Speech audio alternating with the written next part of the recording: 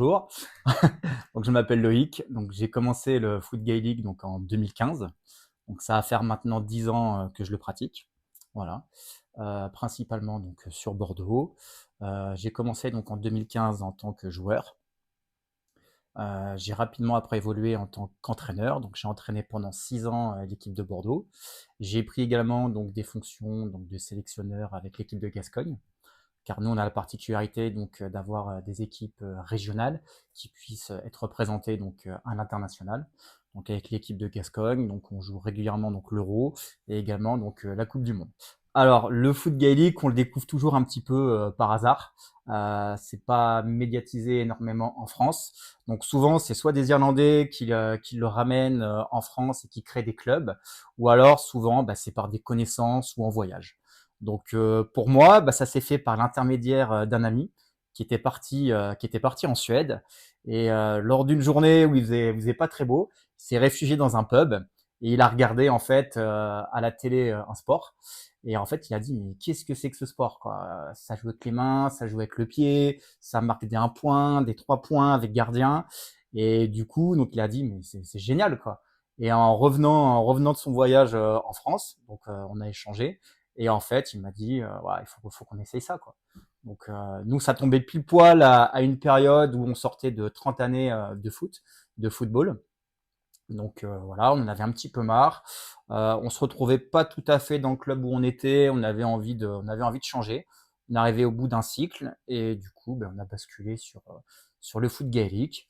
Donc on a regardé où étaient les clubs les plus proches de chez nous et on a découvert que le club de Bordeaux s'était monté il y a 2 ans. Donc on s'est présenté tout simplement à un entraînement un mardi soir. Ouais. Alors j'ai joué au foot pendant presque 30 ans, donc principalement en Charente et en Gironde après. J'étais plutôt latéral. Voilà, j'étais latéral ou ailier également sur certains matchs. Niveau correct, principalement du district et un petit peu de régional. Alors le club a bien évolué donc ces dernières années, le club de Bordeaux, donc qui a fêté ses 10 ans donc l'année dernière. À l'heure actuelle, donc c'est 2 équipes masculines, une équipe féminine et également donc des équipes jeunes maintenant. Voilà. Donc moi j'ai quitté le club de Bordeaux donc il y a 1 an, après être resté presque 7-8 ans, 8 ans avec eux.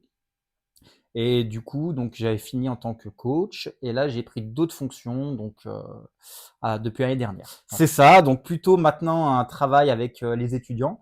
Donc l'idée est plus de partager, de communiquer donc le football gaélique. Donc c'est beaucoup d'initiation pour le but plus tard de créer un club ou au moins une section plutôt universitaire ou plutôt jeune. Alors, en Irlande, effectivement, dans chaque comté, chaque petit village, il y a une équipe. Donc, principalement, c'est plutôt des comtés, en fait. Donc, vraiment, nous, ce qu'on pourrait dire plutôt nos communes, où, où ils ont des équipes. Et après, donc, ils montent en comté. Donc, les meilleurs de chaque commune sont sélectionnés en comté directement et ils représentent leur comté. En sachant qu'en Irlande, quand on joue pour un comté, on joue à vie pour ce comté. Voilà. Il n'y a pas de transfert comme au foot ou au basket ou au rugby. C'est vraiment donc de l'amateurisme 100%.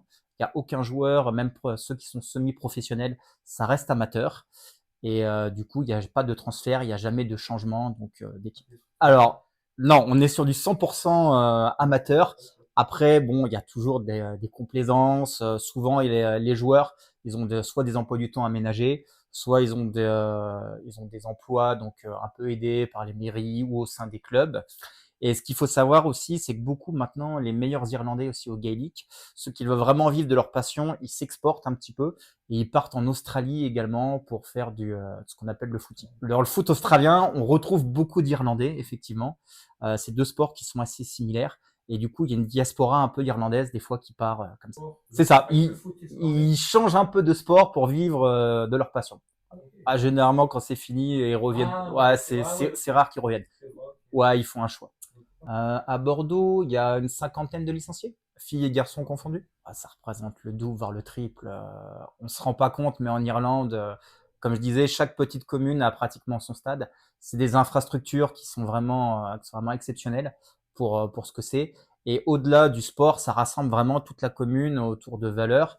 Il y a beaucoup de loteries qui sont organisées. En fait, il y a vraiment beaucoup d'entraide, quoi. C'est comme nous un petit peu en France, si on va à la salle des fêtes ou qu'on se retrouve en fait, eux ils se retrouvent vraiment autour de leurs équipes. Donc c'est des licenciés qui commencent dès 4-5 ans dans les sections très jeunes et qui vont jusqu'à l'équipe première, l'équipe senior, quoi. Donc ça peut représenter même des fois des centaines, voire 1000 licenciés par gros club. Ouais. Oui, oui, oui. En Irlande, effectivement, il y a beaucoup d'entraide au sein des clubs et des structures. Alors, nous, on est rattaché à la Fédération française de sport gaélique, mais elle-même est rattachée en fait à la GAA, donc qui est basée en Irlande. Et en fait, c'est elle qui chapeaute l'ensemble des sports gaéliques et qui promeut en fait les sports gaéliques à travers le monde. Voilà, qui essaye de les faire découvrir et qui aide. Donc principalement, donc nous, ce qui nous concerne, ça va être donc le football gaélique. Et il y a également donc tout ce qui est hurling, camogie et hand également gaélique. Ok. Alors le football gaélique, donc ça vient d'Irlande. Donc c'est le sport même national en Irlande, loin devant le rugby et le football. Donc ça tire ses origines pratiquement au XIIIe siècle. Donc c'est un sport qui est assez ancien, qui est un dérivé en fait de ce qu'on appelait le caïd. Donc, vous m'excuserez pour la prononciation celte, mais donc c'est un dérivé du caïd et en fait ça va être une alternative un petit peu entre le rugby et le football. Donc on va retrouver des gestes qui sont vraiment propres au rugby, d'autres qui sont propres au football. Il y a le solo, il y a le bounce et le pick-up. Donc souvent c'est ce qu'on dit, c'est un peu du foot à la main, on va dire. C'est vraiment vulgarisé comme ça parfois un petit peu en France.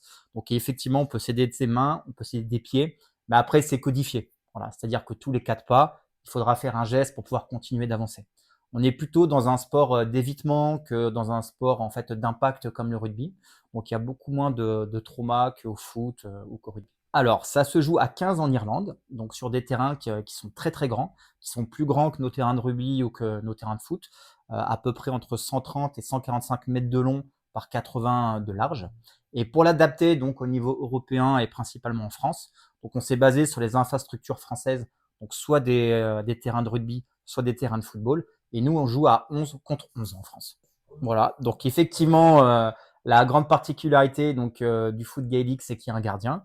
Donc il y a possibilité donc de marquer des 1 point donc au-dessus. Donc ça va être au niveau des perches et en dessous donc il y a un gardien et quand un but est marqué en fait ça vaut 3 points. Voilà. Donc en fonction de la physionomie du match, il vaut mieux construire en fait le résultat avec des 1 point ou avec des 3 points si on est un petit peu en retard ou si on veut creuser l'écart. Donc il y a un gardien effectivement qui est là, qui a un rôle principal. Après, ça va être des lignes de 2, 2, 2, 2. Donc principalement donc 2 défenseurs, 2 milieux def, 2 milieux, 2 milieux offensifs et 2 attaquants. Voilà. Après, donc on peut des fois sur des placements tactiques moduler, enlever certains joueurs, placer, enlever un milieu off, jouer avec 3 milieux ou inversement enlever un milieu def qui monte. Et voilà, toujours à 11. Et on va dire que la grande règle c'est 2, 2, 2, 2. On est plutôt sur un sport où on va faire en fait de l'individuel plutôt que de la zone. C'est ça. Principalement, on a de la défense homme sur homme. Et là, depuis quelques années, effectivement, on commence à avoir de la défense en zone. Ça fait une belle zone, donc c'est pour ça, avoir des bons repères. Alors, il n'y a pas de corner, c'est des 45. C'est-à-dire que si un défenseur ou si le gardien sort la balle et qu'elle ne passe pas au-dessus des 1 point, donc on va dire au foot, il y aurait corner.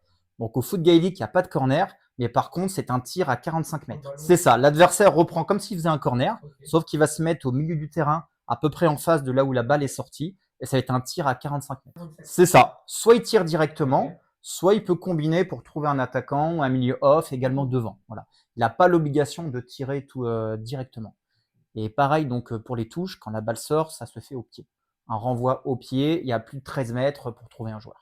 C'est ça. Enfin, il faut dépasser 13 mètres. Je peux pas faire une passe au pied à 1 mètre à un de mes adversaires, à un de mes coéquipiers.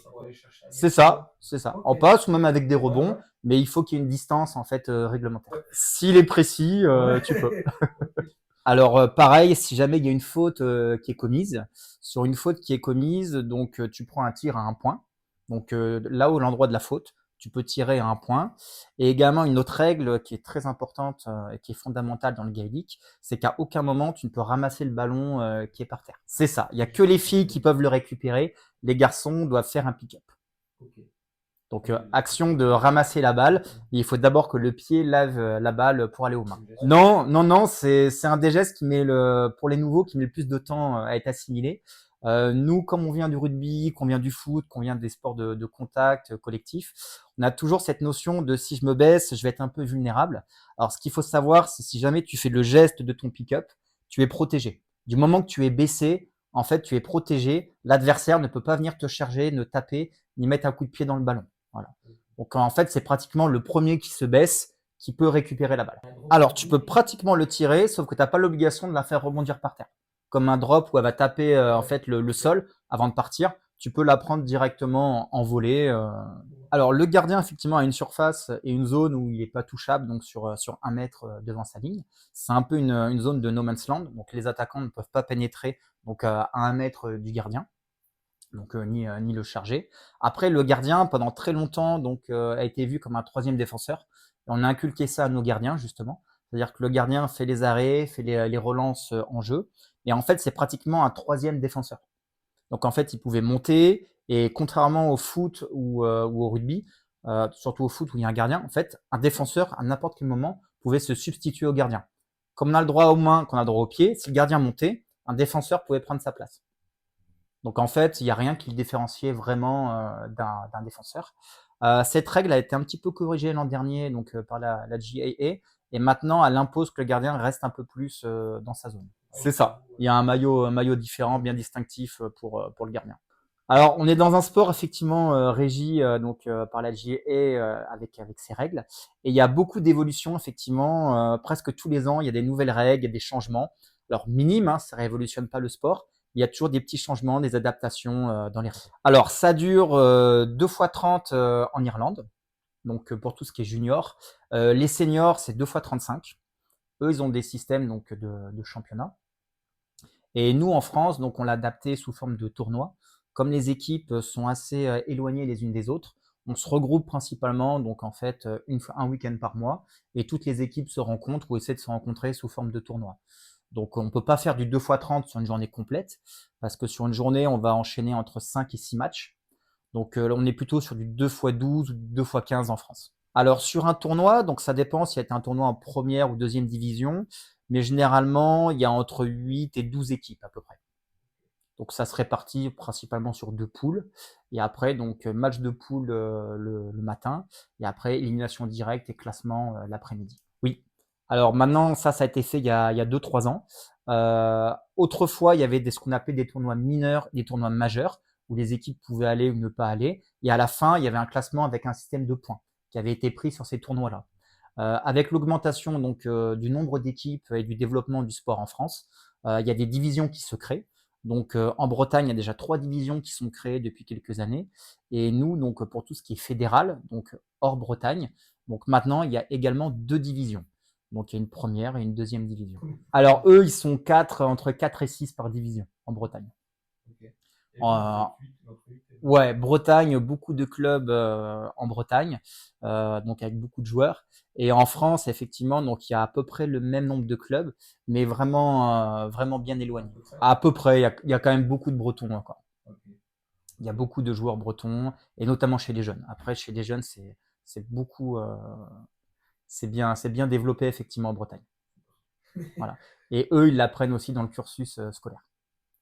Ah ouais, okay. Dès le collège, comme on fait de l'endurance, du tennis, eux, c'est dans leur programme scolaire, ils font également du gaélique. Donc ça permet d'avoir des joueurs en fait qui à 10-12 ans connaissent déjà certaines règles. Quand ils arrivent à 18-20 ans, qui jouent pour des clubs qui connaissent déjà ou qui ont des très bonnes bases. Ouais.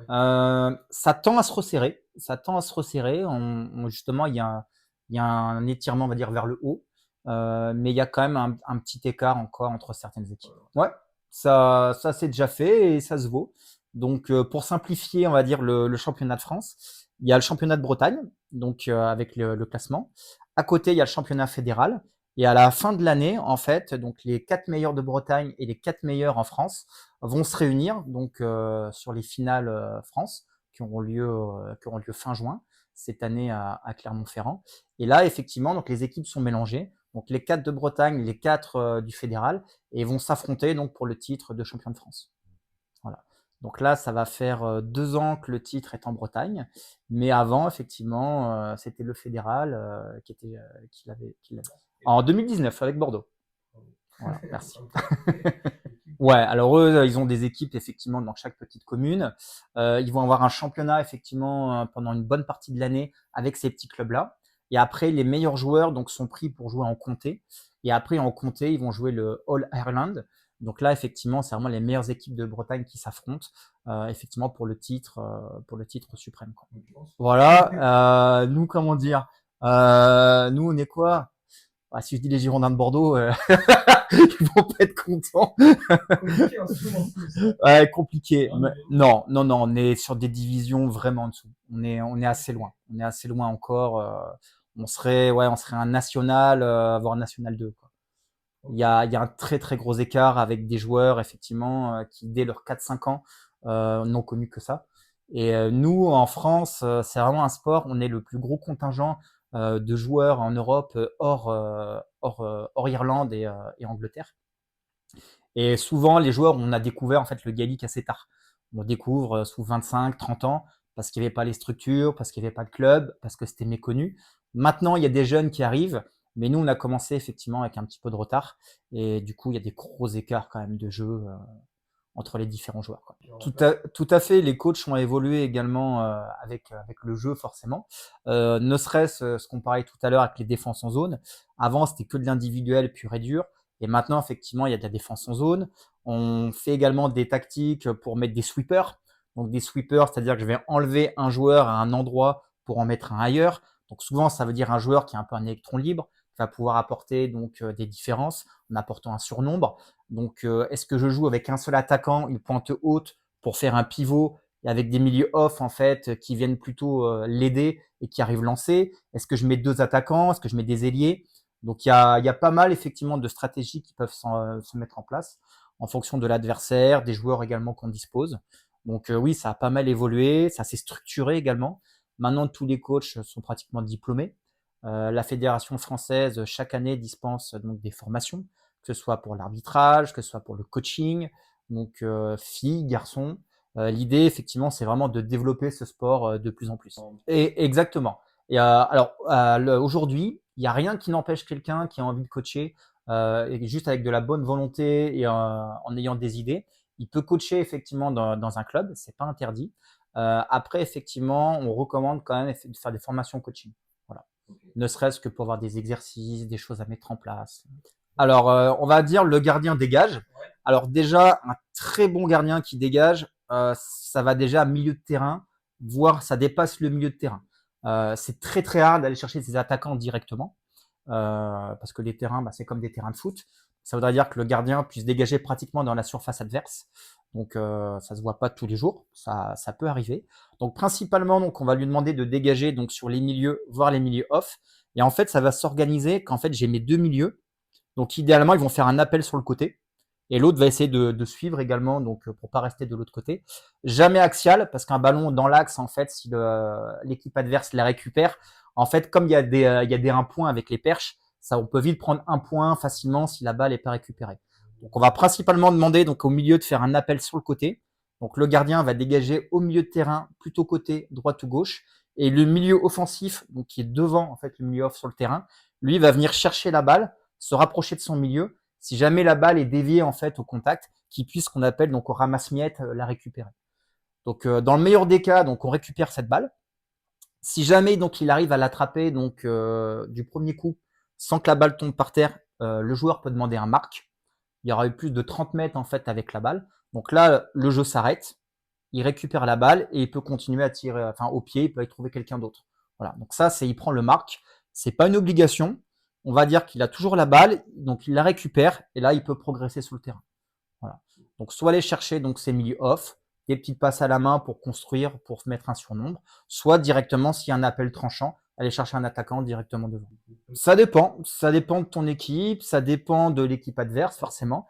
Des fois, des passes à la main, c'est très bien pour construire sur des joueurs qui arrivent lancés. En fait, juste une petite passe à la main, c'est plus assuré que d'aller chercher une grande passe loin devant en fait. Voilà. L'idée, enfin moi, ce que je prône, on va dire, c'est plutôt une conservation de balle. Donc de bien assurer en fait, et une fois on a bien la balle, faire les appels qui sont bons et en fait, donc aller les chercher directement. C'est ça, pour créer un espace avec des joueurs qui se libèrent. La tactique de prendre la balle, d'envoyer loin devant, elle est risquée parce qu'il y a le risque en fait de la perdre rapidement, quoi. Alors on essaye d'être assez écarté. On essaye d'être assez écarté, effectivement, d'étirer au maximum. Ça sert à rien de se regrouper tous. Donc après, c'est un peu plus compliqué pour sortir la balle. Voilà. Ce qu'il faut se dire, effectivement, c'est que du moment où tu récupères la balle, tu as le droit déjà à 4 pas. Donc tu peux en fait te sortir en fait de cette zone où tu as beaucoup de joueurs donc au catch. Donc tu sors de cette zone, tu as tes 4 pas, un bomb sans solo, tu es déjà à 8, 10, 12 mètres. En fait, tu peux faire des différences directement. Idéalement, tu catches, soit un dribble, tu progresses un dribble, hop, tu donnes la balle à un de tes coéquipiers. Alors, principalement pour défendre, effectivement, comme on est sur un sport d'évitement, ça peut plutôt être sur des interceptions, donc sur des passes justement ratées, en étant proche, des passes déviées, directement donc en l'air pour la récupérer. Après, ils peuvent également la récupérer donc directement quand le joueur adverse là, en tapant sur la balle.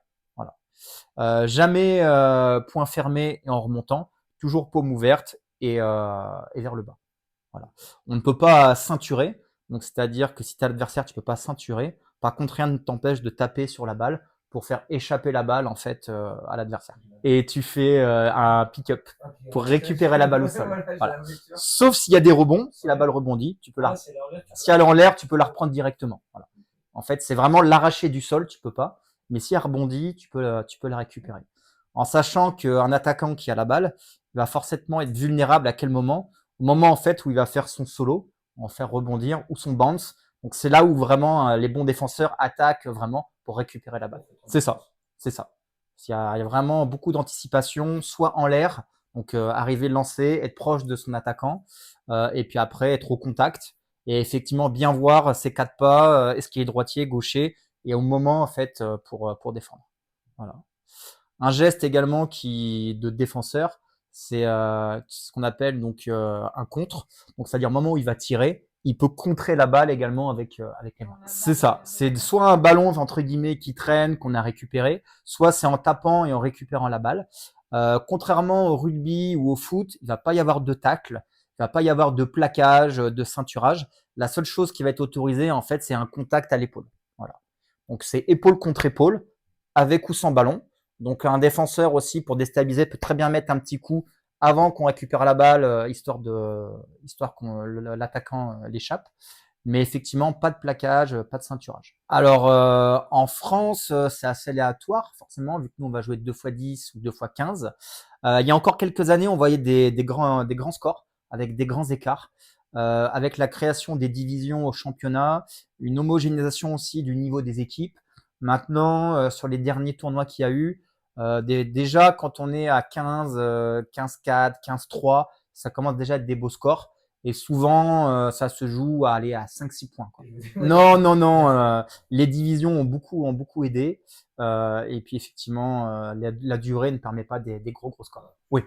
Oui, oui. On l'a vu, il y a des clubs qui sont créés, qui ont émergé il y a quelques années.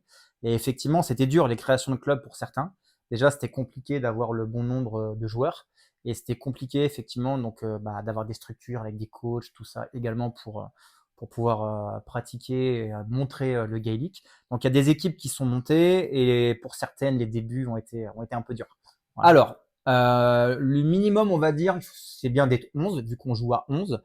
Après, comme on reste encore également un sport amateur, on reste une communauté, il y a beaucoup d'entente et on peut également prêter des joueurs. C'est-à-dire qu'on va pas pénaliser une équipe qui arrive à 8 ou qui arrive à 9 en leur disant bah non, vous pouvez pas jouer, vous jouez à 8. Donc il va y avoir des systèmes de prêt de joueurs en fait qui existent. Voilà, l'idée c'est une équipe qui arrive par exemple avec 25 joueurs, l'autre arrive qu'à 8, on va prêter 2-3 joueurs pour qu'ils puissent faire le tournoi. Ça après c'est à l'appréciation de chaque club. J'ai déjà joué, ouais, ou de prêter des joueurs, effectivement, c'est déjà arrivé. Alors les plus grosses équipes en France, hors Bretagne, alors en Bretagne, il y a Rennes et Nantes qui sont très très fortes. Et on va dire qu'au niveau fédéral, donc il y a la capitale, Paris, qui a une très grande communauté donc de joueurs irlandais, et également Bordeaux aussi, il y a une grande plateforme du foot gaélique. Alors oui, il y a des équipes qui font des bons résultats. Il y a l'équipe par exemple de Toulouse, donc historiquement qui a été créée pareil il y a très longtemps, mais ils sont montés en première division donc l'année dernière. Et là, donc, ils vont se maintenir en première division cette année. L'équipe de Strasbourg aussi, il y a un club à Strasbourg qui s'est créé il y a pas si longtemps que ça et qui est déjà en première division et qui a un niveau très correct. Voilà. Le Mans s'est créé également sous l'impulsion d'un ancien joueur. Souvent, bah, c'est ça, c'est un ancien joueur qui était à Niort, qui est parti donc pour le monde professionnel au Mans, donc qui a créé le club du Mans. Et là, le Mans vient de terminer deuxième cette année de deuxième division et avec un fond de jeu très intéressant. Ouais, le club est très jeune. Et alors, l'exemple en date le plus frappant, c'est le club de Montpellier, qui après des années, on va dire, de sommeil et qui n'existait plus, s'est rebâti donc sous l'impulsion d'Irlandais l'an dernier. Quand il y a des Irlandais, ça aide. Donc là, avec un effectif de pratiquement 10-12 Irlandais sur 14 joueurs, viennent de remporter la deuxième division. Voilà. Donc vont monter certainement l'an prochain. Donc oui, c'est un club qui est très très jeune et qui a eu des très bons résultats. Alors, comme on est le plus gros contingent français, je pense que le plus beau championnat, on va dire, hormis tout ce qui est anglo-saxon et irlandais, je pense que c'est quand même en France. En France et en Galice. En Galice, ils ont aussi beaucoup d'équipes, donc en Espagne. Un championnat aussi qui est très relevé, une équipe nationale de Galice qui est également très relevée au niveau international. Donc France, Espagne. Et après, pas mal Benelux, tout ce qui va être Pays-Bas, Allemagne. Et après, c'est plutôt certains clubs dans des pays. Voilà. Par exemple, en Pologne, l'équipe de Varsovie, il y a un très beau club à Varsovie. Quelques équipes en Suède également. Mais après, ça va plutôt être des clubs et pas forcément des championnats. Alors, ça existe. Il y a également les Pan-Euro, donc qui est un peu la Ligue des champions du Gaelic. Voilà. Donc, ça a lieu une fois par an et effectivement, on rencontre des clubs au niveau européen. Je l'ai fait l'an dernier avec l'équipe de Lyon et c'est là où on a remporté la troisième division.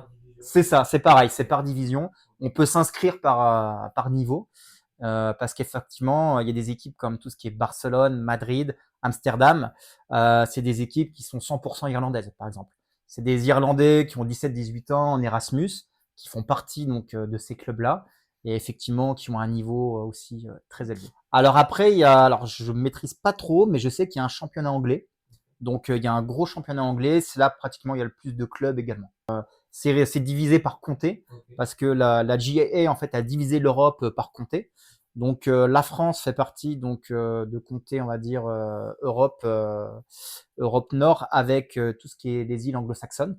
C'est-à-dire que Guernesey et Guernesey pourraient jouer également dans le championnat de France. Ils se présentent parfois au final française. L'an dernier, ils avaient joué en troisième division et ils n'avaient pas gagné. C'est ça. En Irlande, ils ont leur propre championnat et pour tout ce qui est, on va dire, compétition européenne internationale.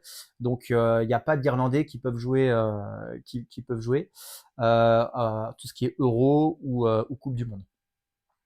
En France, donc il y a une sélection donc bretonne, qui les fameux. Il y a une sélection donc française. Et en fait, il y a quelques années, donc s'est posé la question donc de créer en fait des sélections régionales qui pourraient être représentées au niveau international. Donc comme la Bretagne effectivement existait au niveau international, un jour on s'est réunis à la fin d'un entraînement et on s'est dit mais pourquoi pas une sélection aussi de Gascogne qui serait représentée en fait par les meilleurs joueurs donc de chaque club, on va dire du Sud-Ouest. Voilà. L'idée en fait est toujours de qu'est-ce qu'on peut faire pour développer notre sport, pour qu'il y ait une émergence en fait du foot gaélique au niveau français. Et le but est toujours en fait d'aller vers une sorte, on va dire, d'élitisme et de promouvoir notre sport en fait. Donc en fait, on a créé donc une sélection Gascogne qui représente le Sud-Ouest. Et petit à petit, donc d'autres régions nous ont imité également. Et en fait, la France s'est morcelée par région. Donc on a donc l'équipe de France. Donc on a donc maintenant l'équipe de Gascogne qui représente, on va dire, pour schématiser un grand Sud-Ouest. Il y a l'équipe de Siroc qui s'est créée donc l'année après nous, qui elle est une équipe en fait de l'est, on va dire du sud-est de la France. Donc avec des clubs comme Lyon, Montpellier, Aix, Marseille, Clermont-Ferrand. C'est créé après donc une sélection donc alsacienne et c'est également donc créé donc une équipe donc on va dire du plutôt ligue nord-ouest qui s'appelle la Neustrie. Voilà. donc qui regroupe pas mal d'équipes des Hauts-de-France, donc tout ce qui va être Lille, Normandie, avec Le Havre, Mondeville, voilà, Angers et d'autres clubs. Alors, on essaye de trouver quand même un ancrage, on va dire, régional. C'est-à-dire que nous, effectivement, on a longuement réfléchi avant de savoir comment on allait s'appeler, en sachant qu'on a des clubs. Nous, on est représentés donc par Poitiers, Niort, Agen, les deux équipes de Bordeaux, Toulouse, Pau. Donc l'idée était de trouver en fait quelle entité pouvait regrouper à peu près géographiquement toutes ces villes. Donc on pouvait pas être la Guyenne parce que c'est exclusé donc des équipes comme Toulouse ou Niort. On pouvait pas être l'Occitanie parce que c'était trop ancré Toulouse-Agen. Donc du coup on a trouvé un compromis voilà avec la Gascogne. Voilà. Et effectivement la GAA, le nom doit devoir représenter quelque chose. C'est ça, c'est ça. Il faut que le comté puisse être identifié par l'Irlande. C'est ça. Ça peut pas être Gironde ou Land. Il faut quand même que ce soit un comté qui soit représentatif. Il pourrait, pourquoi pas, si la GA valide le Pays Basque, avoir une représentation basque. Bon, sachant que nous, le Pays Basque est déjà intégré à la Gascogne. Voilà, déjà on est une petite structure. Alors en Gascogne, on va être aux alentours, donc ça va être surtout 4-5 gros clubs, on va dire. Donc ça va tourner autour à peu près de 200 joueurs. 200 joueurs en termes de garçons qui peuvent représenter la Gascogne, et également donc une sélection féminine qui existe. Alors pour les féminines, donc il y a un peu moins de clubs d'équipes, on va dire, dans le sud-ouest. Ça représente peut-être une quarantaine, cinquantaine de filles qui peuvent évoluer également avec la Gascogne. Tout à fait. Alors tout ce que j'ai dit pour les garçons est également valable pour les filles. C'est ça. Il y a un championnat donc Bretagne pour les filles, un championnat fédéral pour les filles. Alors il n'y a pas assez d'équipes pour qu'il y ait des divisions encore qui soient marquées, mais effectivement à terme ça ira certainement comme ça. Même principe. Les meilleurs se rencontrent pour le titre de championne de France. Voilà, Bretagne et fédéral mélangé. Alors depuis les années 90 à peu près. Le premier club ça a été ça a été surtout Paris, ça a été Paris, je crois, dans les années 90. Après, beaucoup en Bretagne. Et le championnat existe maintenant depuis de nombreuses années. Alors, il y a de tout. Ça dépend vraiment de les gens qui sont dans les clubs. Mais effectivement, il peut y avoir des Irlandais ou des Irlandaises qui jouent aux côtés de Français et de Françaises. Non. Non, non. Ils jouent jamais en mixte. C'est toujours équipe fille, équipe garçon. Et en France, même principe. Voilà. On s'entraîne en mixte. Donc, souvent, garçons et filles s'entraînent ensemble. Par contre, tout ce qui est compétition, effectivement, on est séparés. Alors c'est assez compliqué et ce serait trop réducteur, je pense, de mélanger les deux. Il y a un vrai championnat avec des très bonnes équipes féminines qui existent et effectivement, elles se sont structurées également. Ça s'est beaucoup développé. Donc effectivement, il y a des très bonnes équipes féminines, même françaises, qui ont eu des résultats au niveau européen. Et les garçons, pareil, de leur côté, il y a des résultats. L'idée, c'est vraiment que les deux championnats, on va dire main dans la main, puissent évoluer, quoi. Ça dépend. Ça dépend des équipes, ça dépend des joueurs ou des joueuses. Il y a des filles, notamment, comme il y a beaucoup d'Irlandaises qui vont avoir une vision du jeu qui vont être très importante. Il y en a qui viennent de plein de sports différents. Donc, il y en a qui vont avoir du cardio, de la technicité. C'est vraiment assez aléatoire.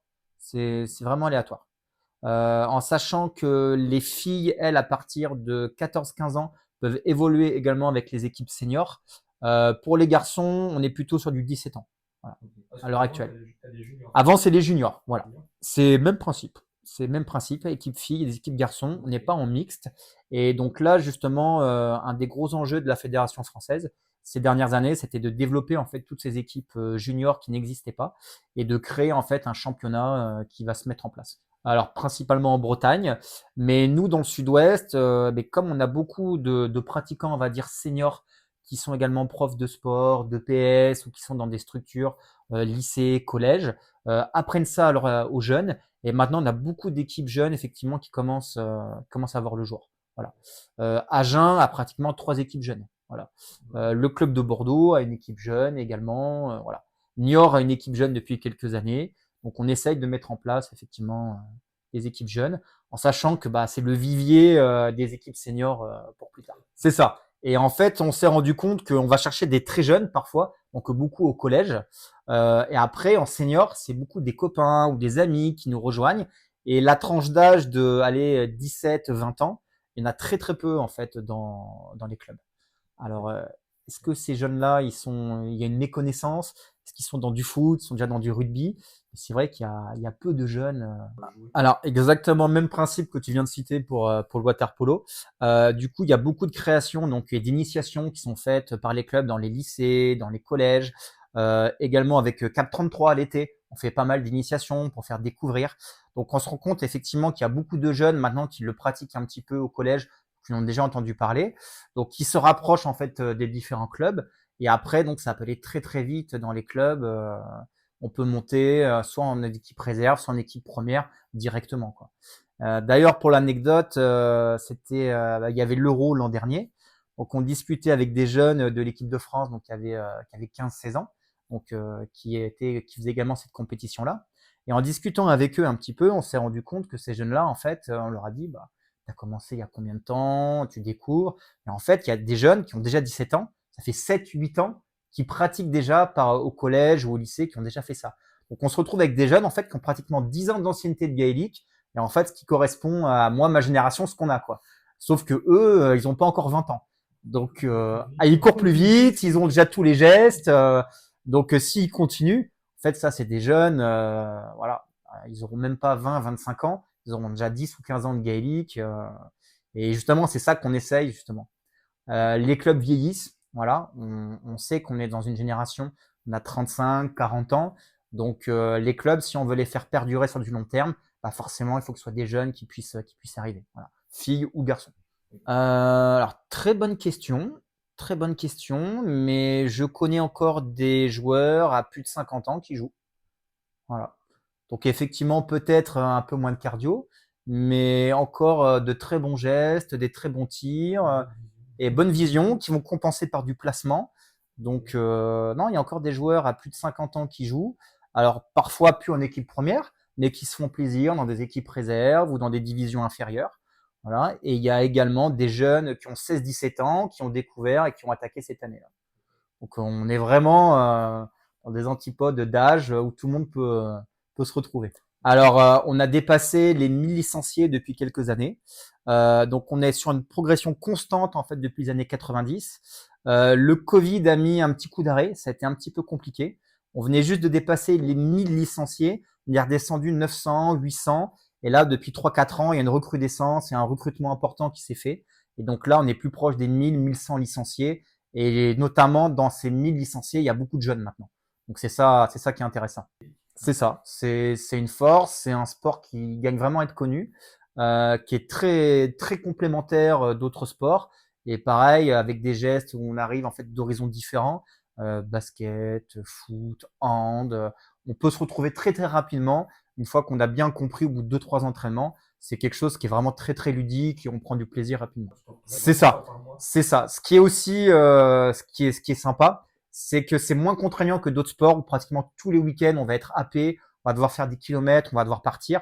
Là, on va dire c'est plutôt un week-end par mois qui est balisé. Et en fait, effectivement, on va rencontrer plein d'équipes et d'un mois sur l'autre, on peut rencontrer les mêmes équipes, donc les mêmes joueurs. Donc il y a vraiment une communauté qui se fait autour du foot gaélique en France, quoi. Voilà. Au bout de 10 ans, on a rencontré presque chaque club, certains 2, 3, 4 fois dans la même année. Donc forcément, par le biais de diaspora, des joueurs qui partent, qui reviennent. Donc ouais, ça reste une grande communauté, quoi. Et on se retrouve après autour d'une culture aussi irlandaise qu'on partage. Donc certains par la musique, d'autres par d'autres sports comme le hurling. Donc voilà, c'est ça. Il y a des repas, il y a des soirées qui sont organisées. Donc effectivement, il y a des très très bons souvenirs avec certains joueurs ou certaines équipes. Alors, en junior, c'est un petit peu différent parce que du coup, comme il y a moins d'équipes, c'est plus compliqué à organiser. Mais effectivement, il y a des tournois qui se font. Là, il y a un tournoi européen justement à Maastricht la semaine dernière où des équipes françaises sont parties jouer. Donc, ce système de tournoi tend à se mettre en place, voilà, au niveau national et international. On part régulièrement à l'étranger, soit pour les Pan-Euro, donc une fois par an, ce qui est l'équivalent donc de la Ligue des Champions, soit pour du Super 15. Ceux qui veulent jouer à 15 il y a un tournoi A15 européen qui existe, où après, donc par les euros, les coupes du monde, on est amené effectivement à se déplacer dans certains pays. Bah déjà, moi j'y suis allé donc quand je l'ai connu avec un de mes copains. Donc bah, j'ai conservé donc mon cercle d'amis. Je l'ai agrandi. Comme on dit souvent, c'est une grande famille le gaélique. Donc ça a apporté pas mal de connaissances. Un nouveau sport. Donc moi j'ai pris des responsabilités en tant que coach aussi, en tant que sélectionneur au niveau international. Ça m'a permis d'aller dans d'autres pays. Est-ce que je serais allé en Irlande sans le foot gaélique la toute première fois? C'est pas évident.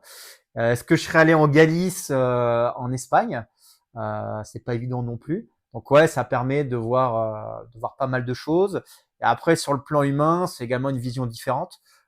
Comme on vient tous d'horizons différents, il peut y avoir des cadres, il peut y avoir des ouvriers, il peut y avoir des étudiants. Voilà, on vient tous d'horizons totalement différents. Et une fois qu'on remet le même maillot, entre guillemets, sur le terrain, il y a pas de barrière, il n'y a pas de frontière. Ah, c'est encore plus que nous. Eux, c'est vraiment une communauté. Chaque membre se connaît. C'est voilà. Ah, tous, ils connaissent les grands-parents, les parents. Tout le monde a joué pour le club. Et généralement, on joue des 4 ans jusqu'aux 20 ans, quoi. Donc, ouais, c'est encore au-delà. Il y a de l'entraide, il y a des tombolas, il y a des trucs qui se mettent en place. Il y a vraiment de l'entraide. Ouais, c'est vraiment le terme. Quand il y a des soucis, c'est vraiment une grande communauté. Alors la Fédé, elle essaie forcément de promouvoir le sport et de tirer vers le haut. Donc ça va pas être. Alors on se connaît tous, comme on est amateur. Il y a beaucoup de monde également à la Fédé qui donne de leur temps, qu'on rencontre sur les tournois. Après la Fédé, elle va plus tendre en fait à structurer en fait le gaélique. On va dire que l'ambiance conviviale se fait plus en termes au niveau des clubs. Voilà, au niveau des clubs en sachant que forcément ça a aussi évolué ces 10-15 dernières années. Avant, il y avait beaucoup plus de soirées, c'était plus des troisièmes mi-temps et autres. Forcément, avec une création de championnats, de divisions, on tend quand même vers à structurer le sport. Voilà. On est moins un sport de troisième mi-temps et de foot de clocher. On essaie de se structurer. Voilà, c'est ça, c'est ça. Il y a bon après il reste toujours des très bons moments. Alors ça existe, ça existe. C'est à la charge des clubs principalement, mais aidé par la fédération. C'est-à-dire qu'un club qui veut organiser un tournoi ou les finales, donc c'est le club en fait qui avec forcément qui a un cahier avec les clauses et des charges pour pouvoir organiser. Mais effectivement, donc c'est le club qui va proposer tout ça, mais aidé par la fédération. Mais effectivement, le samedi, les compétitions, souvent c'est tout le samedi, toute la journée. Le soir, il y a une grosse soirée qui est organisée sur place ou à un endroit, en sachant que maintenant, il faut des grands endroits, vu que souvent c'est entre 900 et 1000 joueurs qui sont rassemblés au même endroit. Mais oui, il y a toujours ce côté convivial. Et le dimanche, c'est pour que les gens puissent rentrer tranquillement après.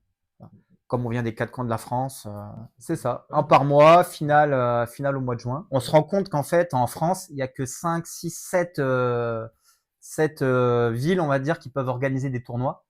Et du coup, parce que dans le cahier des charges, il faut pratiquement 8 terrains. Donc, c'est énorme. Et donc, du coup, 8 terrains au même endroit, c'est très compliqué. Donc, je pense qu'on va tendre bientôt à les filles d'un côté, les garçons de l'autre, la première division d'un côté, la deuxième division de l'autre, parce que c'est trop compliqué. Donc, ça va perdre le côté un petit peu festif, soirée qui pouvait y avoir. Alors, ça, c'est l'affiche, en fait, de l'Euro 2022. Donc, qui avait lieu en Galice, à Pontevedra. Donc, moi, j'y étais donc avec l'équipe de Gascogne. J'étais sélectionneur et joueur sur ce tournoi-là, enfin sur cette compétition-là. C'est ma première compétition où je coachais l'équipe de Gascogne. Voilà. Donc l'équipe de Gascogne, donc c'était le rassemblement effectivement des meilleurs joueurs donc du Sud-Ouest. Donc là, on part avec les copains effectivement, donc en Galice et du coup avait lieu le tournoi. Voilà, cet euro-là. Donc ça, c'est l'affiche qu'il y avait au niveau du stade, qui était devant le stade et qu'on a récupéré à la fin du tournoi et que j'ai souhaité encadrer pour garder en souvenir. Voilà. Donc ouais, premier euro pour moi et voilà, donc un très très bon souvenir et avec un résultat intéressant pour la Gascogne. On se fait sortir en deuxième division en demi-finale. Voilà. Voilà. Donc ça marquait une progression en fait dans l'histoire de la Gascogne aussi, qui était encore jeune à l'époque. Donc, euh, donc voilà. Alors dans les tournois, donc c'est des systèmes d'inscription. Donc là-bas, il y avait à peu près 16-20 équipes à peu près. Voilà. Donc l'équipe de France était représentée. Donc il y avait donc la Gascogne, il y avait l'Italie, il y avait l'Allemagne, il y avait le Benelux. Notamment, c'est le Benelux, donc le mélange de Belgique et des Pays-Bas, avec le Luxembourg, qui a gagné face à la France à la finale. Non, c'est pas inscription. En fait, il faut s'inscrire une année à l'avance. Donc en fait, la GAA donc ouvre et effectivement donc c'est sur inscription. Donc chaque équipe internationale qui souhaite participer peut s'inscrire et être représentée. Voilà. En sachant que maintenant, effectivement, il y a des systèmes de division également qui existent. C'est ça, pour une homogénéité qu'une équipe qui démarre ne tombe pas directement contre des cadors. Alors, ça peut encore arriver malgré les divisions, parce qu'on se rend compte effectivement qu'il y a encore un grand écart de niveau entre certains pays, mais effectivement, de moins en moins.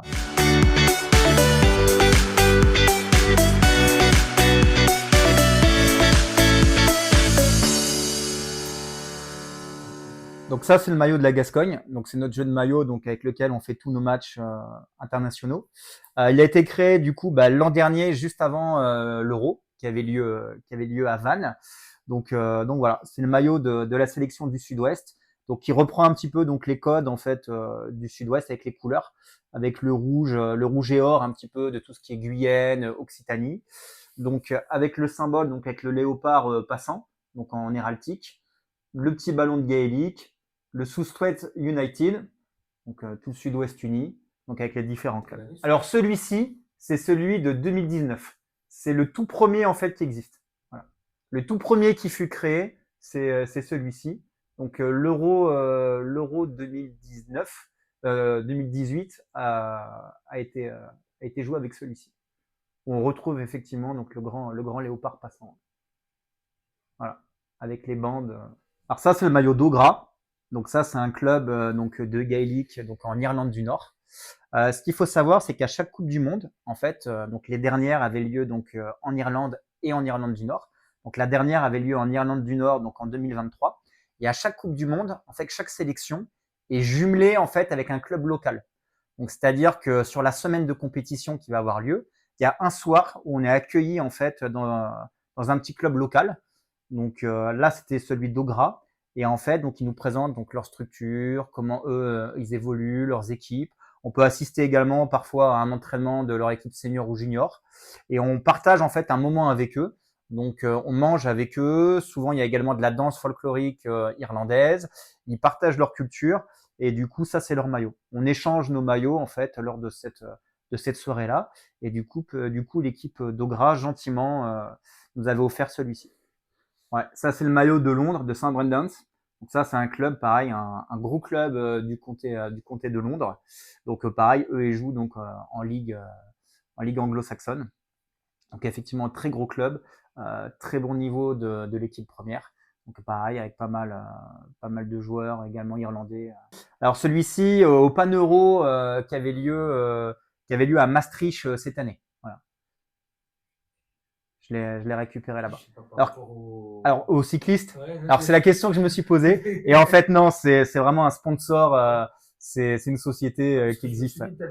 Alors, c'est possible, ça se trouve, il y a déjà joué parce que si tu suis un petit peu le football et anciennement Manchester City, tu avais le joueur, c'est Grealish, qui a commencé à faire du foot gaélique.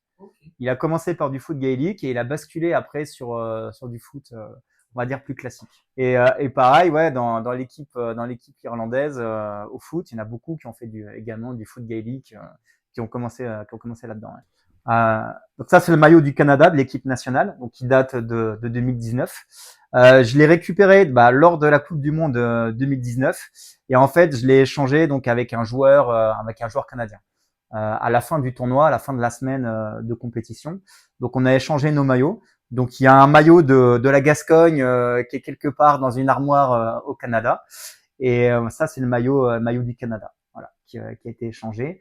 Et le Canada et tout ce qui est principalement Amérique du Nord, très très grande communauté, donc forcément irlandaise, et également au niveau du gaélique très très structuré, un championnat très très important et avec également un très très bon niveau. Voilà. Principalement, quand les Irlandais au siècle dernier ont fui et sont partis. Donc ils ont amené forcément le sport avec eux, et donc ils ont beaucoup développé. Donc tout ce qui est donc États-Unis, Canada, l'équipe de Québec a également donc une équipe internationale qu'on avait rencontrée lors la dernière Coupe du Monde. Et ouais, donc ça c'est le maillot du Canada en 2019. Et c'est tellement représenté là-bas les sports, c'est qu'il y a vraiment un vrai championnat qui existe. Et notamment New York, c'est New York qui est actuellement champion du monde en titre lors de la dernière Coupe du Monde. Ouais, Coupe du Monde, ils avaient gagné, donc ça avait fait New York. Donc après c'est l'Angleterre qui avait remporté la dernière Coupe du Monde, mais New York l'avait gagné en fait en 2019. Il l'avait gagné en 2019. Ils avaient même mis leurs deux équipes en finale. Et suite à ça, ils ont eu le droit d'intégrer directement la Ligue irlandaise. C'est-à-dire que maintenant, le club de New York, c'est un comté. Le comté de New York joue contre les autres comtés en Irlande. Ouais, l'empreinte carbone doit pas être ouf, mais mais ouais. Donc c'est pour dire le niveau qu'il y a. Voilà, il y a un très très grand niveau à New York, aux États-Unis et en Amérique du Nord en général. Oui, oui, il y a vraiment beaucoup de joueurs. Il y a vraiment beaucoup de joueurs. Souvent, c'est les clubs, c'est des centaines, voire des 200, 300 licenciés, avec des équipes jeunes, féminines, masculines, et aussi eux, ils regroupent tous les sports. Nous, le foot gaélique, depuis ces dernières années, est vraiment énormément développé en France. Le hurling a plus de mal à émerger, en sachant qu'au Canada, le hurling est très bien représenté. Ouais, le maillot argentin de gaélique, donc j'ai récupéré lors de la dernière Coupe du Monde, pareil. Lors de la première Coupe du Monde, j'avais changé mon maillot donc avec un Canadien, et là je l'ai échangé donc avec un Argentin, donc en 2023. Et effectivement, il y a une communauté importante qui joue au gaélique en Argentine. C'est un des rares pays d'Amérique du Sud étrangement qui joue au gaélique. Pareil, ça a été importé il y a quelques années et ça a bien pris. Ça a bien pris. Donc ils ont une équipe pareil, on va dire nationale qui joue avec ce maillot. Et ils ont une équipe un peu plus régionale, donc l'équivalent de la Gascogne, qui est également représentée. C'est ça. En sachant que les Argentins, pareil, ont un très bon niveau. Pour la petite anecdote, c'est eux qui ont remporté la première Coupe du Monde en 2016, qui avait eu lieu à Dubaï. Voilà, c'était aux Émirats Arabes Unis. Ne me demande pas pourquoi. Et c'est eux les tout premiers vainqueurs. Voilà. C'est l'Argentine qui avait remporté face à la France, justement. Donc de pas beaucoup, mais les Argentins avaient remporté la première Coupe du Monde face à la France. Et depuis, effectivement, il y a toujours une belle sélection argentine qui se déplace à chaque compétition et qui vise généralement le dernier carré à peu près. Alors il y a un petit championnat, je pense qu'il y a moins de licenciés maintenant qu'en France, mais ça reste plus que correct, quoi. On verra cette année l'équipe qu'ils alignent pour la Coupe du Monde en juillet, mais ça reste un outsider à mon avis pour un des titres. On repart à Waterford, là où on avait été donc en 2019, et effectivement donc en Irlande à 1 heure au sud de Dublin. Et du coup ouais, on repart pour une Coupe du Monde avec toutes les équipes. Donc l'Argentine sera là, l'équipe de France sera là, et ouais, dans les favoris on peut les citer, quoi. Avec pareil l'Australie qui a une grande culture de sport gaélique. Voilà. Les Américains étaient pas présents, étaient pas présents. L'équipe qui avait remporté n'était pas présente lors de la dernière Coupe du Monde. Chicago était présent aussi. Chicago ont une région, donc ils étaient présents. Donc New York maintenant joue avec le All Ireland, donc ne peuvent plus concourir, on va dire, mais il peut y avoir des sélections régionales américaines qui peuvent se présenter. Je sais que chez les filles, il y a Charlotte qui était présente lors de la dernière Coupe du Monde, et je crois qu'elle a battu l'équipe de France notamment en demi-finale. Et les garçons, il y a notamment l'équipe de Chicago qui est présente. Ça, c'est le maillot des Ballinderry Shamrock. Donc ça, c'est pareil, c'est un petit club local, un grand club local en Irlande du Nord, avec lequel on était jumelé lors de la dernière Coupe du Monde. Donc on a eu la particularité d'être jumelé avec deux clubs. Donc il y avait Augra, donc le maillot jaune qu'on a vu tout à l'heure, et ça c'est celui de Ballinderry. Tout simplement parce qu'en fait, donc c'est juste les clubs qui sont juste côte à côte. Et en fait, il y en a un qui a pas d'équipe senior, l'autre qui a pas d'équipe junior. Donc historiquement, en fait, ils se sont rapprochés. Voilà. Très très très belle structure. Ils ont fait visiter toute leur structure. Je pense qu'on n'imagine pas en France, mais c'est digne pratiquement de ce que peuvent avoir les Girondins au Hayan à l'époque. Chaque petit club local a des très très belles structures. Et derrière, pareil, très belle communauté. On a passé un très très bon moment avec eux. Première chose qu'on est arrivé, pareil pour l'anecdote, on arrive sur le parking, donc on était affrété en bus. On arrive sur le parking et là on voit un écran géant, mais celui que t'as au stade, tu vois, au Matmut, hein, vraiment l'écran géant posé sur le parking et il est marqué Bienvenue à la Gascogne avec notre blason dessus. Et le club, ça correspond à une petite commune quoi, de 2, 3, 4 000 habitants quoi. Mais voilà, c'est des infrastructures et ça va au-delà, tu vois, c'est ce que je te disais. Donc chaque catégorie est représentée, garçons, filles. Ça oublie pas malheureusement les gens qui ont pu mourir ou qui sont décédés au sein du club. Il y a un devoir de mémoire aussi qui se fait. Et ouais, on a passé un très très bon moment. Voilà. Et ben on termine par le maillot de l'équipe de France. Donc ça c'est le maillot qui était porté en 2023 donc à Derry lors de la dernière Coupe du Monde. J'ai fait des stages de sélection avec l'équipe de France. Par contre, j'ai jamais joué effectivement en compétition avec la France. Non. Non. Alors ça a été un objectif pendant très longtemps et j'étais très heureux de participer au stage avec l'équipe de France. J'arrive clairement sur ma fin de carrière, on va dire, et je conçois totalement en fait que l'équipe de France intègre des nouveaux joueurs et principalement des joueurs jeunes qui sont l'avenir de la sélection. Alors maintenant effectivement, j'ai pris des responsabilités au sein de la Gascogne. On travaille toujours intelligemment avec soit avec la fédération française ou avec la sélection. C'est-à-dire que moi, j'ai jamais eu de problème. Les meilleurs joueurs de la Gascogne qui ont joué avec la Gascogne, qui ont performé, qui partent avec l'équipe de France, c'est plutôt un objectif en fait de former. On est plutôt maintenant sur de la formation. On aide les joueurs, les jeunes joueurs, les débutants en fait, en les formant, en leur donnant des minutes internationales, en leur montrant ce que c'est que le haut niveau. Et après, bah, ils évoluent, ils augmentent et je leur souhaite de partir avec l'équipe de France. Ouais. Cette année encore, j'ai 2, 3 joueurs qui vont partir avec l'équipe de France. Ils le méritent amplement. Et non, c'est bien qu'ils représentent, qu'ils représentent la France. Alors on n'y pense pas trop ce moment, mais c'est assez étonnant. C'est vrai que c'est une des particularités de notre sport. J'ai pu jouer pour l'équipe de France. Je joue contre elle maintenant. Donc quand on joue contre elle, forcément, on essaye de les battre et de tout donner, hein, forcément. Euh, le dernier Euro, on est tombé contre eux donc dans les phases de poule de classement. On s'est incliné uniquement d'un point, donc c'est plutôt une belle fierté avec notre équipe d'avoir rivalisé face à l'équipe de France, qui d'ailleurs a gagné derrière le dernier Euro. Mais bon, après, au-delà de ça, comme on se connaît tous depuis des années, en fait, en face, il y a que des copains, une équipe de France, donc ouais, c'est sentiment bizarre. Mais on n'a pas envie de les laisser gagner. C'est ça. Je peux même jouer contre des joueurs de mon club en face, voilà. Ou même des joueurs qui ont joué avec moi en Gascogne, que j'ai sélectionné en Gascogne, que j'ai fait connaître le haut niveau et maintenant joue contre moi. C'est ça.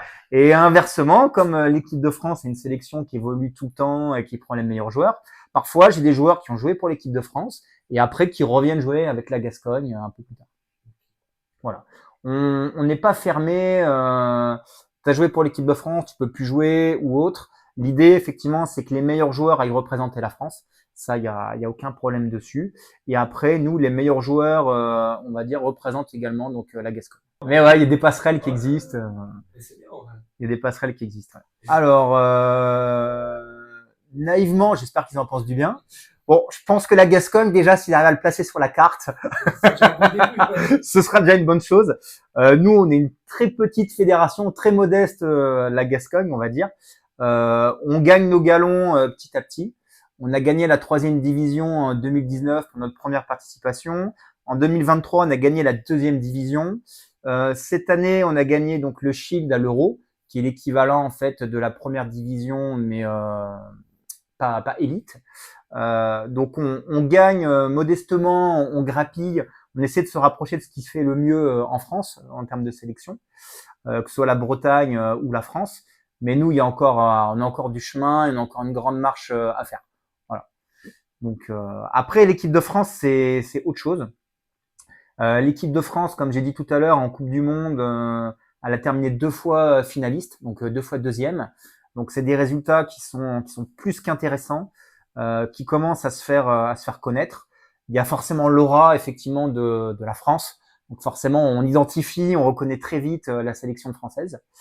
Et la France aussi maintenant essaie de se développer beaucoup à travers de ce qui se fait en Irlande, c'est-à-dire du jeu à 15. Donc maintenant, il y a beaucoup plus d'échanges avec des clubs locaux, de partenariats qui se créent, et il y a beaucoup également de tournées à 15 qui s'organisent. Voilà. Je pense que sur du moyen long terme, l'équipe de France ne fera plus d'Euro ou de Coupe du Monde, parce que c'est vrai qu'à chaque fois, elle vise le dernier carré, parce qu'elle le mérite par son niveau.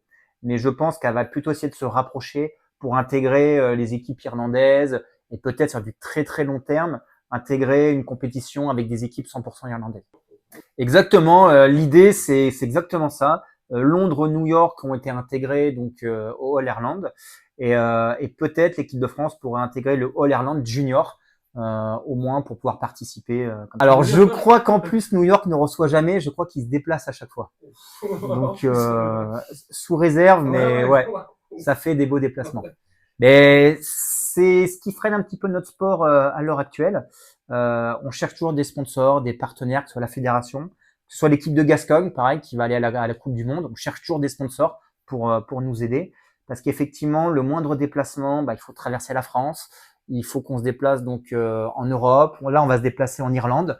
Donc forcément, ça a des coûts. On est amateur. Les 3 quarts des joueurs sont soit salariés, soit étudiants.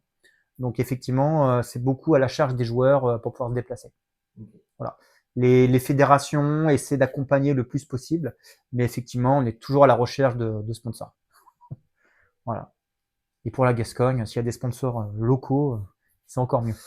Donc voilà, ça c'est une Coupe du Monde. Voilà ce que c'est qu'une Coupe du Monde. Donc remportée par l'équipe de Gascogne il y a 3 ans, lors de la dernière Coupe du Monde à Derry. Donc c'est la Coupe du Monde de deuxième division. Voilà, qui a été remportée par l'équipe de Gascogne. Donc la compétition s'est déroulée sur une semaine complète. Donc sur la semaine en fait, c'est des matchs en fait de classement. Et en fait, la première équipe, les 2 meilleures équipes de la poule vont en demi-finale. Donc en classement, ce qui est génial, c'est qu'on a affronté des équipes comme le Cambodge, comme l'Italie. On a affronté une équipe d'Argentine. On a affronté donc une équipe du côté du Benelux. Donc on rencontre vraiment tout horizon différent.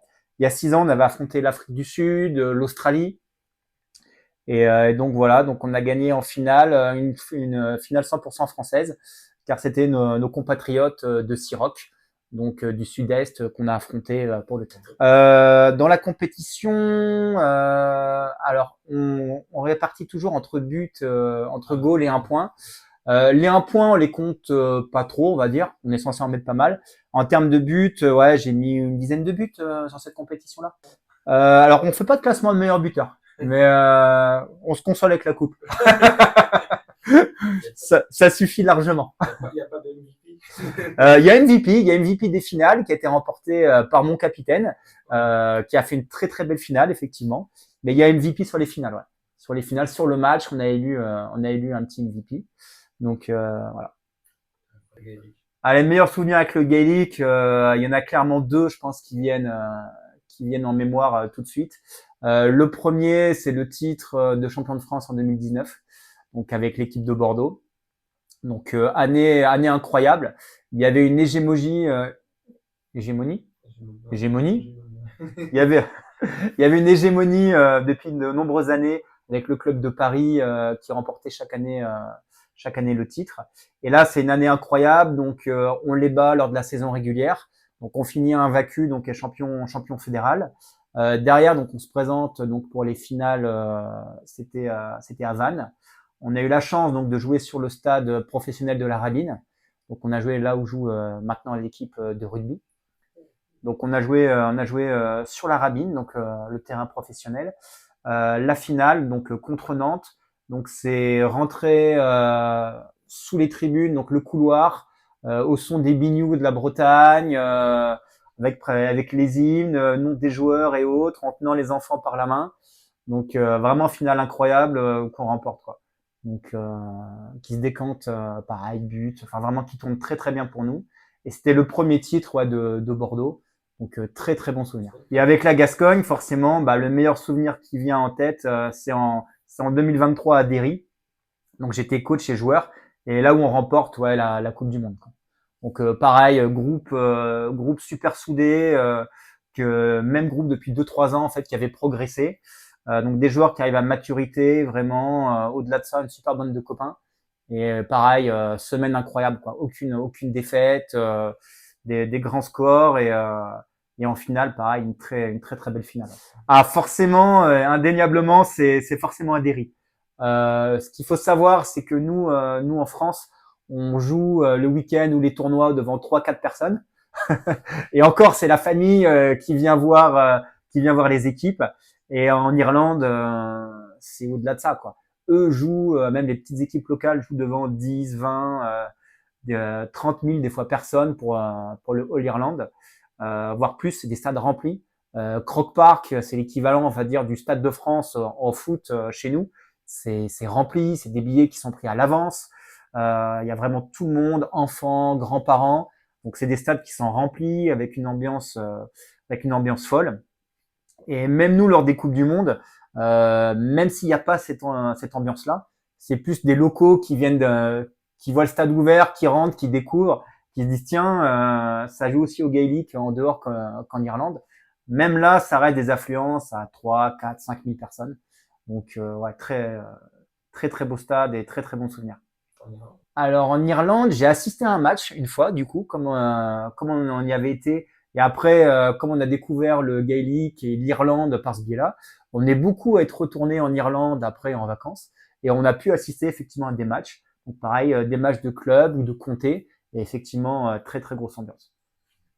Voilà.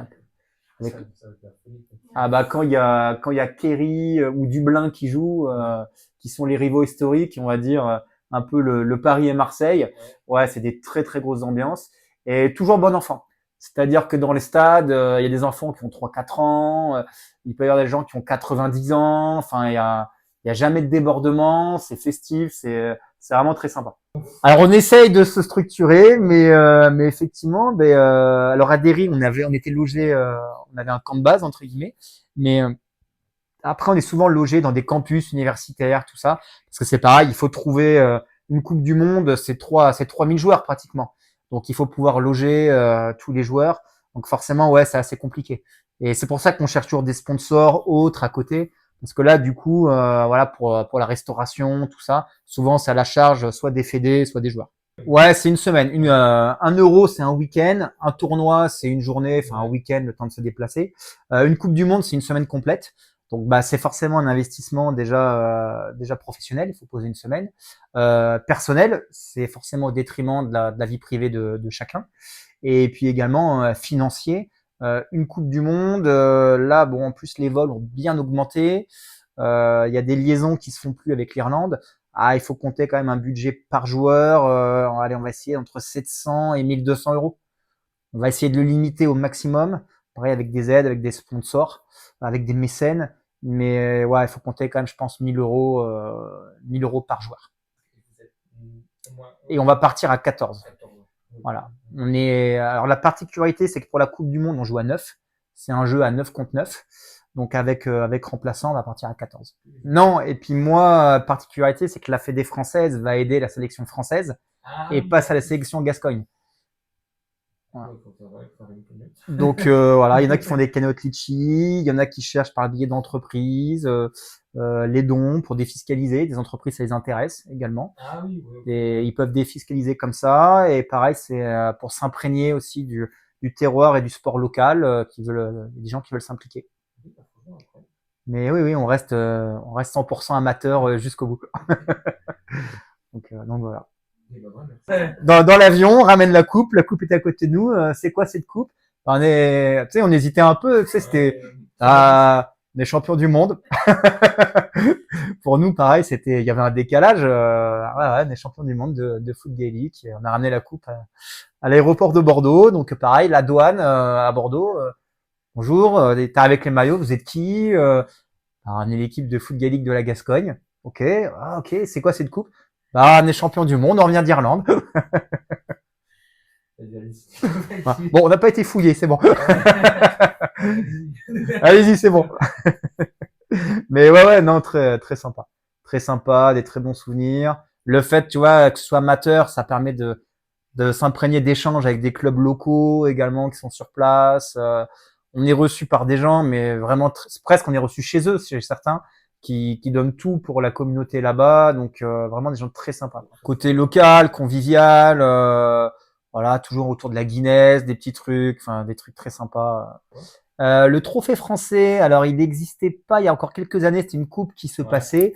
Et généralement, alors le trophée de fédéral, c'est un peu comme, ça va se rapprocher plus d'un bouclier, on va dire, au rugby. C'est en fait, c'est un trophée en bois qui représente un ballon, mais qui est assez plat, enfin qui est découpé, qui est joli, mais qui représente ça. Et c'est une coupe pour le champion de France. Bon, en sachant que la problématique, c'est que d'une année sur l'autre, on retrouve pas les trophées. Voilà. Déjà, quand ils survivent au week-end où t'es champion, c'est déjà bien. Ça, des fois ça casse, des fois ça tombe.